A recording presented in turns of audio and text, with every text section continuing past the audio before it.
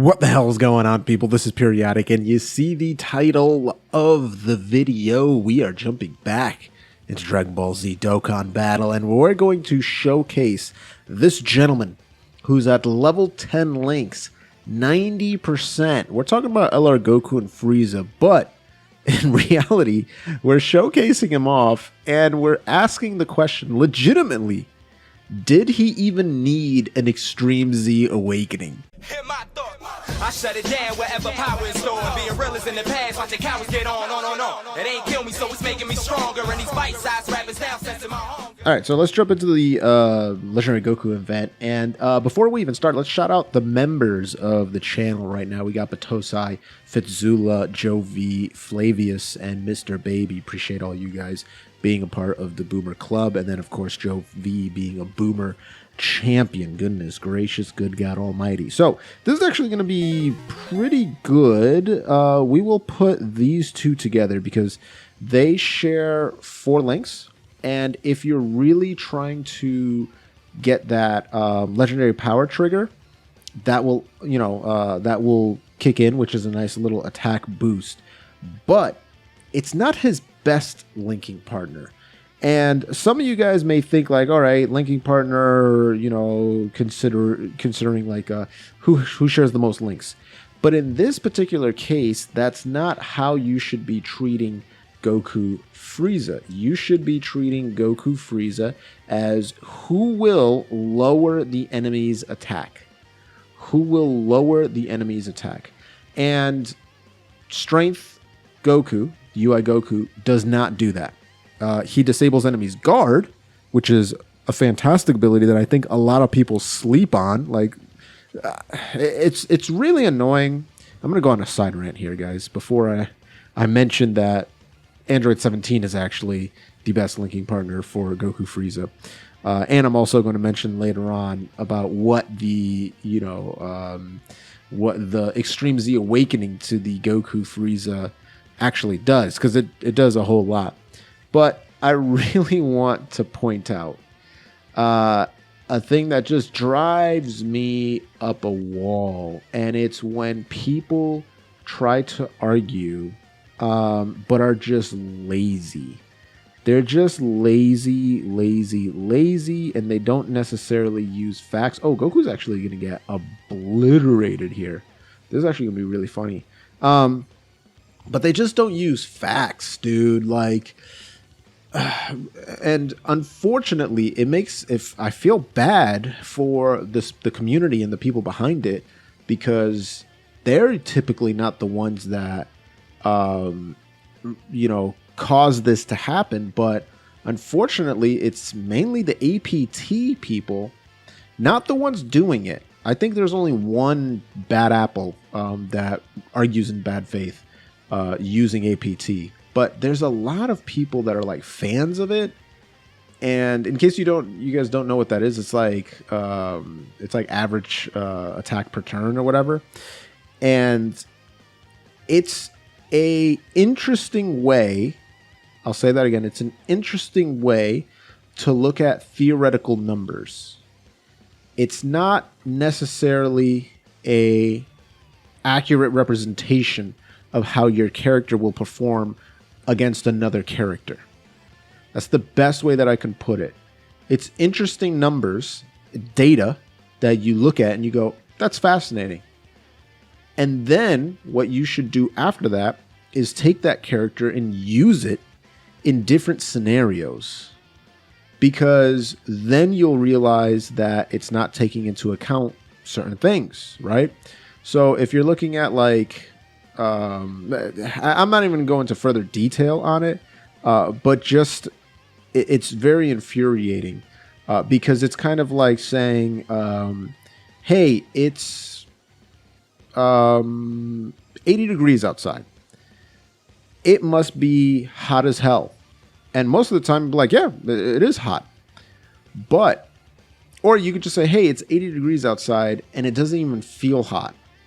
That can also be true, because maybe the humidity is so low that 80 degrees doesn't really feel like 80 degrees, or maybe there's a heavy wind coming in And even though it's 80 degrees out, the heavy wind makes it feel like it's 64, right?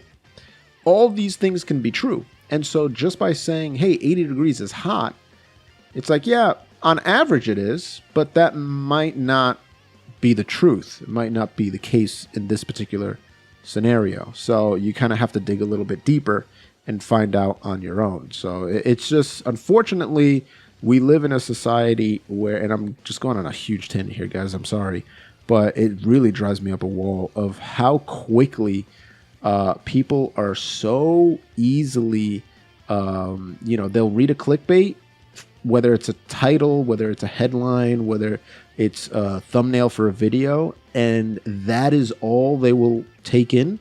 They won't actually watch the video. They won't actually read the article. They won't actually do any of that. They won't understand any of the context involved.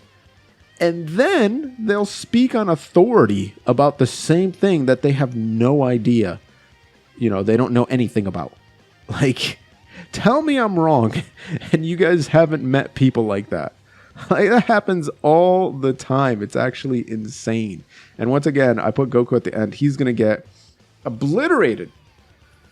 It's actually going to be funny as hell. Just for all those morons that are like, oh, Goku, he's got the best, strength Kaioken Goku. He's got the best active skill in the game. That means that he's a really, really strong unit. And it's like, no, he's still pretty bad. He's just a very mid card. Like, he takes way too long to get his attack and defense going. And yeah, he'll do good attack later on, but again, it takes a while to get him going, and his defense is still going to be garbage later on in the fight. So it's, yeah, oof. Yeah, I might be dead, actually. Am I going to be dead? Oh, no, okay. All right. My boy took 166.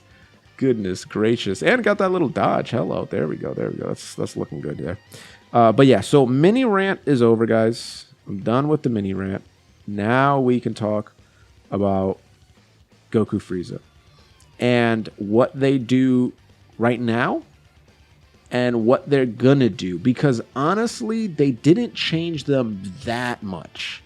They didn't go insane in changing what they did, right? Because right now, they're, I believe, still the only, maybe Namekians is 177%. I'm not sure. Let me know in the comments below. What other category is 177%?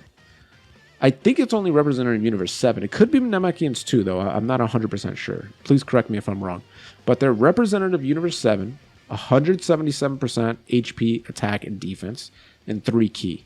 And then they're all tech, so super and extreme, 3 key, HP, attack, and defense, 90%. So they do all that, which is really, really good. So his 12 key, at the moment, is going to be doing colossal damage and lowering attack. Now, you're going to know why he's so obsessed with lowering attack once we get to the passive. The 12 key, Mega Colossal, lowers attack and defense. And then the passive skill, if the enemy is in attack down status, he's going to do 77% attack. If he's performing an ultra super attack, he's going to do 77% attack. And when he normal attacks or super attacks, any type of attack, ultra super attack as well, 77% attack and defense. So at the end of the day, he's going to have a very big attack number if the enemy is in attack down status. Now, unfortunately, this TEQ Goku, cannot be put in attack down status, which is a little annoying. But he can get absolutely wrecked by this Spirit Bomb. So let's see if this Spirit Bomb is able to knock off 3 health bars. If not, Goku is going to have the Goku and Frieza is going to have a very, very big ultra super attack here. So let's see. Yep, not enough. Not enough. That's why it makes me laugh when people are like, yeah, it does insane damage. Like, yeah, it could have done more damage later on and stuff like that. I understand, but even still, it's like, come on, guys. All right, so, oh, and it's a Dokkan mode. Okay, this is good. This is good. This is good. I was going to say, unfortunately, he's not getting the attack down status because this TEQ Goku can't be put in attack down. But It is what it is, right? Oof, this might actually kill me, maybe? Let's see. Nope. Still got enough, baby. Still got a smidgerino left over. Well, we got like, what, 100,000 left? Oop, oop, oop, oop. Or 90,000? 94,000. That's still enough. All right, so when he EZAs, this is what ends up happening. He keeps the same attack and defense 77% when attacking. And that's his biggest flaw. His biggest flaw is him getting hit beforehand. Because when he gets hit beforehand, he gets hit bad because he only gets that 77% defense when he attacks. When they EZA him, he still does that same thing, all right? He still is going to get smacked up. But here's the difference. Attack and defense 77%. An additional 77% attack and defense. So that's when he's attacking. An additional 77% attack and defense when he's doing a super attack. So now you have the... Actually, you know what? I could just have him go like that. So now you have 77% defense when attacking, which is like normal.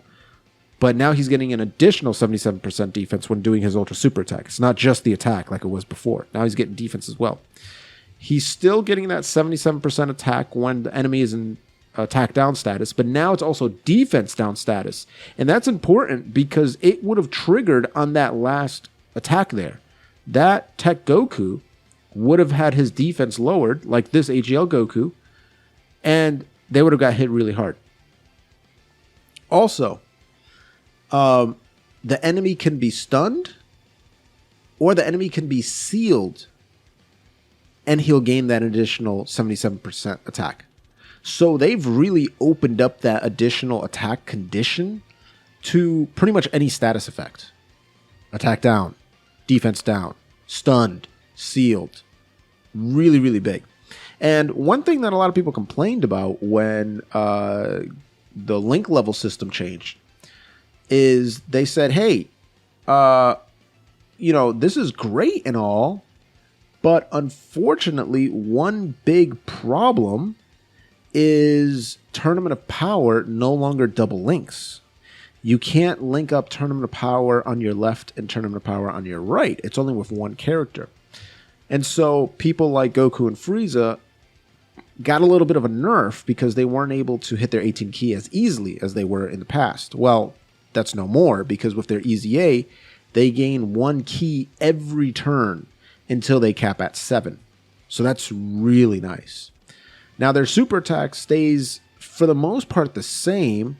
12 key lowers attack, 18 key lowers attack and defense. But the difference that comes in is that he's raising his defense on both super attacks now by 30%. So in actuality, if you're looking at that double defense when doing an ultra super attack, you're raising it by another 30% defense, he's actually going to be doing a very, very high number in terms of a defensive stat. He is going to be a brick wall in pretty much a ton of different events, right? Ton of different events. He will be usable in Super Battle Road, Extreme Super Battle Road in the second or third slot. Have him super attack, and brother, his defense is going to be fantastic. So I think the EZA did a very, very good job on him. As you can see, I'm using him pre-EZA, and I think he's still really solid, even pre-EZA. He can take some damage, as you saw there, at like max with 10 on support, 17 on support on rotation, links looking well. He can get up to 200k defense. That's like best case scenario, right? Very best case scenario, he can get up there. But typically, he's going to be sitting around where he is right now, a little over 100k, which is not the best. Let's be very, very blunt. It's not the best. So giving him a ridiculous amount of defense is exactly what the boy needed. And watching more of my videos is exactly what you need. So if you haven't followed the channel already, what are you doing with your life? You're going to have to click that blue join button, become a boomer champion like Joe V, or You can do it the free-to-play way. Gently rub that sub button, gingerly ring that bell button, lovingly kiss the like button. As always, this is Periodic. See y'all in the next video.